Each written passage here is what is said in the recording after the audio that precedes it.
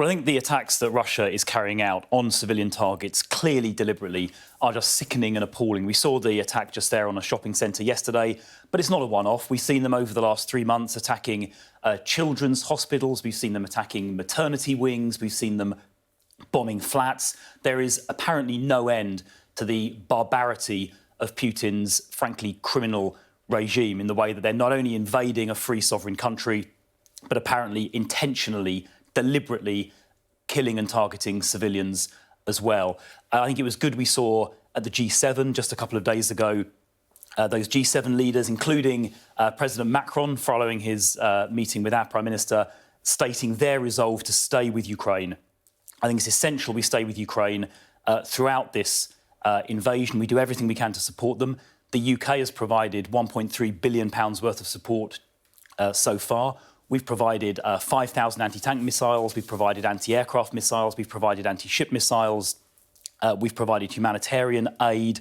We're offering to train 10,000 Ukrainian troops every 120 days. So we in the West, not just the UK, but the entire West, need to do everything we can, everything, to support Ukraine militarily in this dark hour which they face.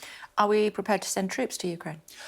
No, we said we're not going to do that because we are worried about escalation. And in fact, if you talk to the Ukrainian government, their issue isn't troops. They have a lot of volunteers, young men and women who are volunteering to defend their homeland, as I hope people here would if faced with a similar threat. What they need is equipment, and that is what we're pouring in as quickly as we can. I would just say to other governments around the world, join us in doing that, but do it quickly. There is a sense of urgency here. We need to support Ukraine, not in a month's time or 2 months' time.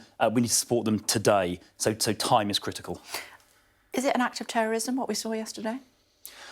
I would go that far and say that it is, because it is intentionally targeting civilians. There is no military necessity to bombing a shopping centre, just as there was no military necessity to bombing a maternity hospital, which we saw, or that theatre in Mariupol. We saw them bombing that theatre where civilians were taking shelter.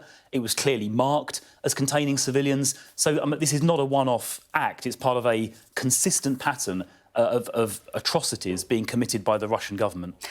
Are we ready to go to war with Russia? We're going to hear from the head of the army, the new head of the army, later on today, describing this as our 1937 moment. Well, I think that refers to the fact we need to do everything we can to support Ukraine. We don't want to see an escalation into a wider conflict. I think Russia would be literally insane to attempt to do that, because NATO is a far larger and a far stronger bloc. We've seen the Russians have been unable to make significant progress in Ukraine, right? They tried to take Kiev and they were unable to do so. So Russia would be sort of mad to try and take on NATO. We don't think they'll do that. We don't think they should do that. We certainly don't want to see that happen.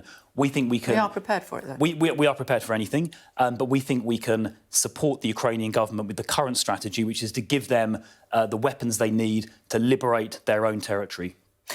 Are we prepared for it, though? Because the impression that we're getting is that we have something like 40,000 war-ready troops at the moment. That is going to be significantly increased, not just in the UK, to 300,000. But that's going to take time. That's right. Well, there's obviously a NATO summit going on, and I think the commitment of NATO nations to protecting the territorial integrity of NATO countries, particularly on that eastern flank, the flank that faces Russia, is clearly more important today than it ever has been before. And I think the uplift in troops that you just mentioned, the troops who are ready to be deployed, is a signal of the serious commitment that NATO collectively has to defending all of NATO's member states, including those states on the eastern flank. What are we going to do about Putin? If this is an act of terror, then that makes him the arch-terrorist. We could never, ever do business with him again.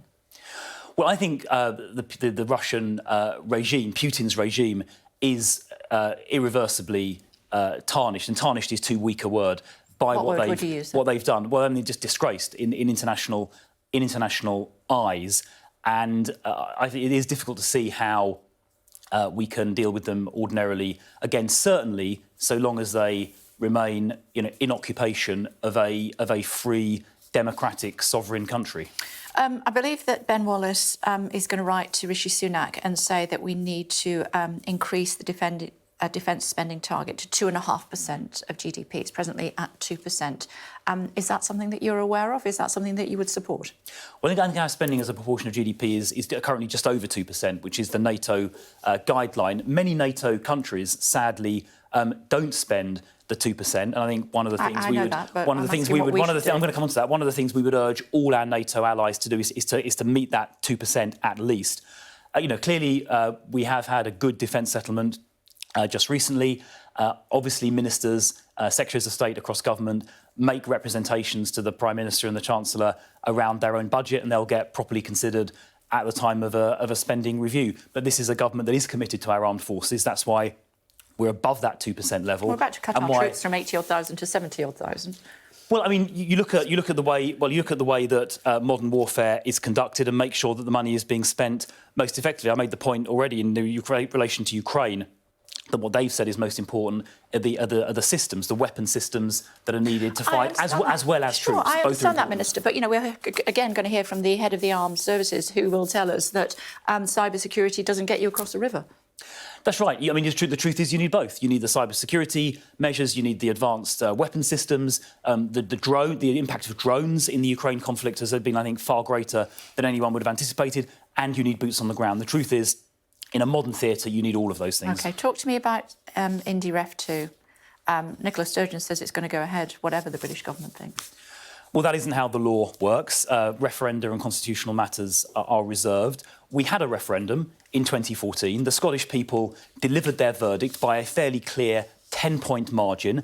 Nicola Sturgeon at the time and her then mentor, Alex Salmond, said very clearly to the Scottish people this was going to be a once-in-a-generation referendum. It was only a few years ago. That's not once in a generation. I think Nicola Sturgeon should respect the will of the Scottish people that was expressed so clearly in that referendum, and it's not once in a generation,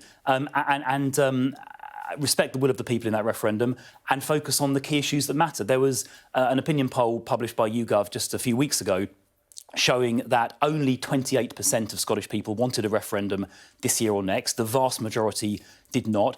And in fact, when they were asked to rank the important issues facing Scotland, another independence referendum was rated 7th, backed by mentioned only by 16%. I mean, if that's the case, if you think that the Scottish people are not up for it, let them have the referendum. Well, they're not up for having a referendum, right? 28% of people, only 28% of people, said they wanted a referendum this year or next. There are more important issues facing the country and facing Scotland, issues to do with the economy. In Scotland, top issues with the economy, health and education.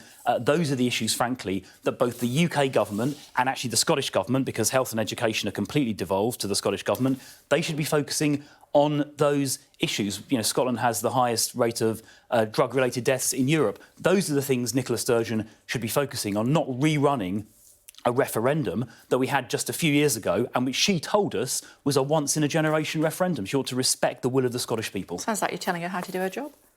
I'm telling her just to respect the result of a democratic referendum, just as, we respected the result of the Brexit referendum. Democracy only works if you respect the result of the vote you have. OK. You've got quite a lot on your plate as far as the UK government is concerned. Strikes by rail workers, airport workers, postal workers are looking at it, teachers are looking at it, barristers are on strike. How are you going to fend off this summer of discontent? Well, I mean, clearly this has been largely triggered by the inflation figures. Those are global figures. The OECD inflation average is almost exactly the same as the UK average. A couple of points. First of all, it's important that we take action to help people get through this, what I hope is a short-term situation. So we've got this £37 billion package targeted at people on lower incomes. That's the £400 fuel rebate. It's the £150 off council tax. It's the £650 they know all for that. people on universal credit. It's the 5p off fuel duty. So we're doing a lot to help people get through this crisis. Not enough, says the unions. Well, particularly people on lower incomes. Look, we're expecting this to be a transitory phenomenon. It's driven by things like the Ukraine crisis, like the COVID situation in China, the supply chain issues, those kind of things. So we're expecting this to be something which is transitory. If we have a series of across-the-board pay increases for everybody, then what's going to happen is that will just feed even more inflation. I mean, imagine hypothetically, we say tomorrow, everybody in the whole economy gets a 9% pay rise, right, which is essentially what these strikes are asking for. If we did that, all that would happen is prices would then jump up by another 9% the day afterwards, because companies would have to raise prices in order to pay those wages. Taxes would have to go up to fund it. And to the extent there was excess money floating around in the system, that would drive inflation. So an across-the-board pay increase tomorrow is for everybody, is not how you beat inflation. We sort of tried that in the 1970s, and you just get into a deathly spiral of wage increases driving more inflation. It's like a dog chasing its tail. We need to help the people that need helping, which we're doing with the £37 billion, get through this, what I hope is a temporary situation, put in place the measures to tame inflation in the longer term, which is partly monetary measures, so interest rates and quantitative easing, is partly reform to our economy to make it more efficient. And my job as Technology Minister covers that. If we can adopt technology more widely to our economy, then our economy gets more efficient, and that tends to bring prices down. So there are no sort of easy fixes to inflation, but one thing we should not be doing is having just universal 9% pay increases, because that will make inflation worse and it will make it permanent. Okay. That is bad for everybody in the economy. You're going to get me in trouble if you don't stop talking, so we're going to have to leave it there. Thank you very much indeed for joining us.